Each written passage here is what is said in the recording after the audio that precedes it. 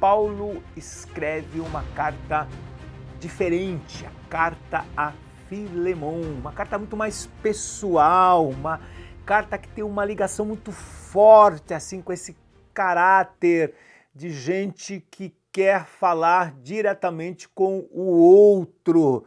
E é uma carta tão pessoal quanto a carta que nós estudaremos daqui a pouquinho, que é a carta de Paulo aos Colossenses, uma vez que a sua família eram membros, possivelmente, da igreja em Colossos.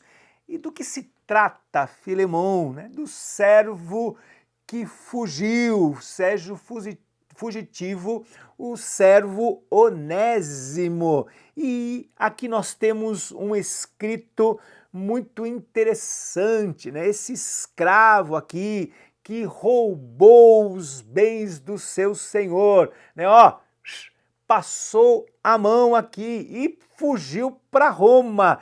E em Roma, Deus abriu um caminho de uma certa maneira, ele encontrou o apóstolo Paulo e nesse momento o Senhor lhe tocou, o Senhor mudou a sua vida. E agora nós temos não apenas o pecador Onésimo, mas agora nós temos o Onésimo cristão e também o seu senhor Filemon. Por isso Paulo fala, envia ele de volta para a cidade de Colossos, para o seu dono, porque estamos falando aqui possivelmente de alguém que tem mais de um escravo aqui. E Paulo espera o quê?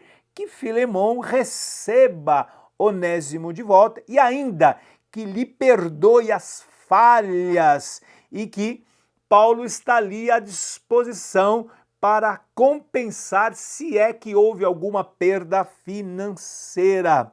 Muito bem, quando nós pensamos um pouco mais próximo da situação aqui, nós temos alguém que roubou o quê? Possivelmente dinheiro. Ele foge e agora, com a experiência do novo nascimento, tudo muda. E nós temos uma perspectiva muito interessante aqui ligado ao arrependimento, especificamente essa ideia da mudança de mente ou mudança de pensamento que nós conhecemos no texto original como metanoia ou metanoel, verbo. E o que acontece é que Paulo irá revelar, irá abrir esse conceito e Filemon deverá entender a respeito do perdão, de receber de volta, de acolher, né? Há algumas peculiaridades interessantes aqui. Por exemplo, que esta é a única carta totalmente privada que temos escrita pelo apóstolo Paulo aqui, né? Ou seja, nós temos um Paulo, um apóstolo que tem um tato aqui especial para tratar com essa situação. E aí nós temos tipo de abordagem aqui muito pessoal e Paulo é sempre muito intenso, sempre muito enérgico, mas também ao mesmo tempo com uma atitude de bondade chega a implicar os seus próprios bens. Ele diz o seguinte, olha, se houve algum prejuízo aí, fica tranquilo que eu vou ressarcir. E essa expressão que ele usa aqui na carta, né, a igreja em tua casa, mostra algo muito peculiar e Filemon deveria ter essa consciência de que eles estão envolvidos numa relação de membresia, ou seja, ele não deveria olhar meramente para um pecador, mas um pecador agora que passa pela experiência de estar em Cristo. E por isso, essa ideia da expressão liberdade em Cristo, que é a liberdade dentro da família de Deus, ainda que Onésimo seguisse sendo um escravo, na família ele agora é um homem livre. Isso é impressionante, isso é muito legal de se observar. Por quê? Porque em Cristo agora, todos são iguais. E Filemão deveria compreender, claro, evidentemente, nós também devemos compreender que ninguém está acima de ninguém, ninguém é melhor do que ninguém. Uma expressão que já usei nas nossas aulas aqui, aos pés da cruz, o terreno é nivelado, ou seja, todos nós somos iguais, alcançados pela graça de Deus, e é essa graça que nos guarda, essa graça que nos mantém num lugar de segurança. E agora, Filemão, uma vez que aceita o pecador, que aceita aquele que lhe roubara, ele está, na verdade, praticando um cristianismo genuíno. A Rádio Transmundial é um veículo de comunicação presente em 80% do planeta e que tem como objetivo levar as boas novas do Evangelho aos que não a conhecem, bem como dar crescimento e maturidade cristã àqueles que desejam servir a Deus de forma integral. Mais informações em www.transmundial.org.br. Transmundial, para todo mundo ouvir.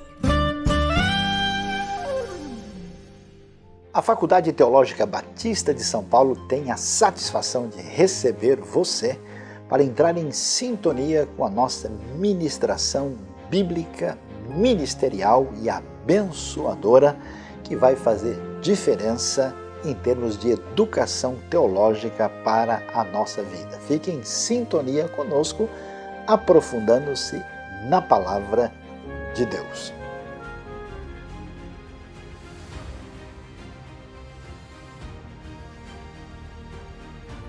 Paulo escreve aos irmãos da cidade de Colossos. E essa é uma carta tida como uma carta assim preciosa. Paulo envia esta carta a uma pequena igreja ali nesta cidade que fica numa localidade chamada Vale do Rio Lico. E eles recebem essa carta. Lembre-se que nós falamos há pouco de Filemão e sua esposa Áfia e também do seu escravo Onésimo, e que depois de sua conversão é retornado, ou seja, ele volta ao convívio, e então nós temos essa constituição de uma pequena comunidade. Agora há um propósito muito importante, chamada de uma carta gêmea, uma carta muito parecida com a carta de Paulo aos Efésios, porém, aqui nós temos combate à heresia. O que não aconteceu em Efésios, acontece aqui. Em outras palavras, o apóstolo combate falsos ensinos que estavam tentando corromper a sã doutrina, ou a doutrina higiênica. Muito interessante essa expressão, a doutrina limpa, aquela que traz saúde para as pessoas. E estas distorções destacavam a busca pelos mistérios do conhecimento secreto e, consequentemente, a desvalorização do Senhor Jesus Cristo. E aqui há um detalhe importante, que é um ensino embrionário dentro da igreja, que depois, no segundo século, será conhecido como gnosticismo. Um tipo de filosofia que deriva da expressão gnosis do grego, que é a busca pelo conhecimento ou o conhecimento que liberta. Mas liberta do quê? Nós temos o chamado dualismo de existência, o dualismo ontológico, onde havia dois tipos de criação, uma criação da matéria e uma criação do espírito, e a matéria é má e o espírito é bom, portanto os dois não se misturam, há uma separação radical e isso traria implicações sérias, uma vez que permanecesse dentro da igreja. E o pior, quando isso afeta a pessoa de Jesus Cristo, e a distorção que nós temos aqui dentro do gnosticismo é o docetismo, que afeta a pessoa de Cristo.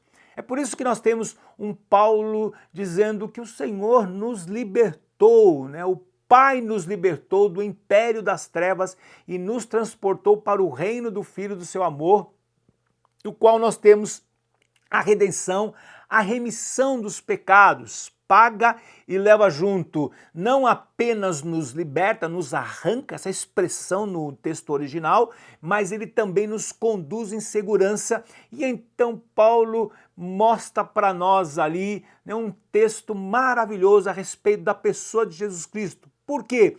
Porque havia tendência em diminuir Cristo a um mero demiurgo gnóstico, ou simplesmente alguém que fazia uma ligação dos elementos materiais com os elementos espirituais. Paulo diz, não, ele é a imagem do Deus invisível, ele, sim, é o Senhor de todas as coisas, o Salvador. Por isso que a epístola de Paulo aos Colossenses irá descortinar a nossa posição em Cristo e o caráter prático. Uma vez que nós estamos em Cristo, ressuscitamos e passamos da morte para a vida, nós devemos buscar as coisas lá do alto. E nesse sentido que nós temos a obra remidora, ou seja, a supremacia do Senhor Jesus Cristo. Um Paulo que coloca essa obra como o princípio fundamental do cristianismo. E claro, esses falsos mestres, não apenas do ponto de vista desse gnosticismo dualístico, mas também as religiões de mistério, ou um judaísmo ou judaizantes místicos, que também procuravam estabelecer uma série de genealogias, ou o culto e adoração aos anjos, ou seja, o sincretismo, né, a característica dessa mistura, essa tentativa de diluir o cristianismo com estes elementos esquisitos e estranhos. Paulo, com autoridade, com muita propriedade, combate esses falsos mestres e, mais do que isso, né, ele irá descortinar algo muito importante. Não há outros mediadores como esses falsos mestres estavam propondo, ou seja, apenas um mediador que nos coloca diante do Senhor, esse sim que nos dá acesso a Deus, ou seja, não há necessidade de se fazer nada, porque algumas destas distorções propunham práticas ascéticas, ou seja, né, suprimir os desejos. É evidente que há sim desejos que precisam ser tratados, mas existe a vida, a existência natural do ser humano e o equilíbrio entre estes elementos. Nesse sentido, a prática do cristão deve ser pautada numa cristologia, num conhecimento do Senhor Jesus Cristo de maneira real, verdadeiro, na revelação de Deus, na vida, na conduta diária de um cristão.